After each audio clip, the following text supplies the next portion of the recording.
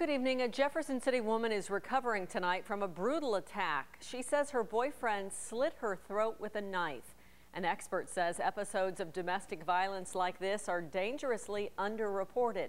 KRCG 13's Garrett Bergquist joins us in the studio with more on this case and with more on the widespread problem of domestic violence. Statistics show more than 42,000 Missourians sought help for domestic violence in 2012. I spoke with the director of Columbia's True North shelter this afternoon. She told me all too often people are gradually drawn into a violent, micromanaged relationship. Police say Michael Lutz attacked his girlfriend with a knife early Thursday morning after accusing her of stealing from him while he was in prison. And eyewitnesses say the fight that ended here on Harding Street was the latest in a history of abuse. This is what you get when you stay with abusive people. You get your throat slashed. So for any women out there, I would suggest to get away from your abusive person. You get killed. She tried to get help from her friend Tammy Case when Lutz attacked Case as well. I grabbed a broomstick and proceeded to beat him with it because he had a box knife and it was right up on his. I didn't think he'd cut her, but he did. He cut her from here on down. Thursday's fight is not an isolated incident. Lutz has faced 3 stalking charges since 2000.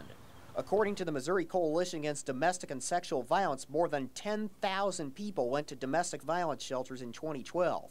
But almost 19,000 were turned away because shelters were full.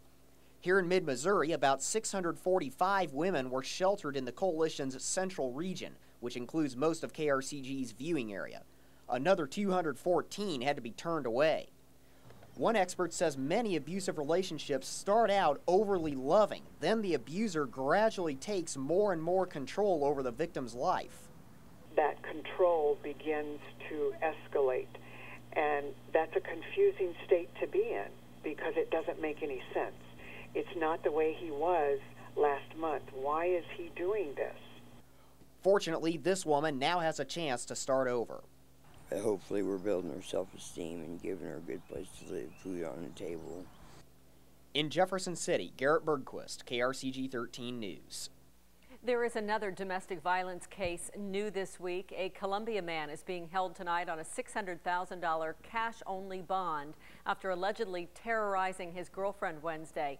Police say he drove her from the home they shared in Columbia to Miller County, where she escaped. It was here at this house off Highway 54 near Eugene that police arrested 39-year-old Scott Peoples yesterday after a more than 4-hour standoff.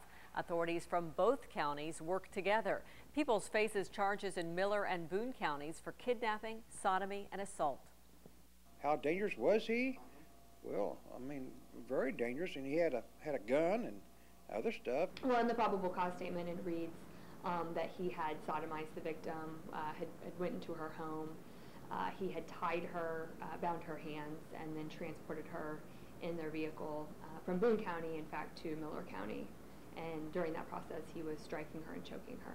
We're working hands-on with Boone County. They're coming down here, and we're going up there working together in this case.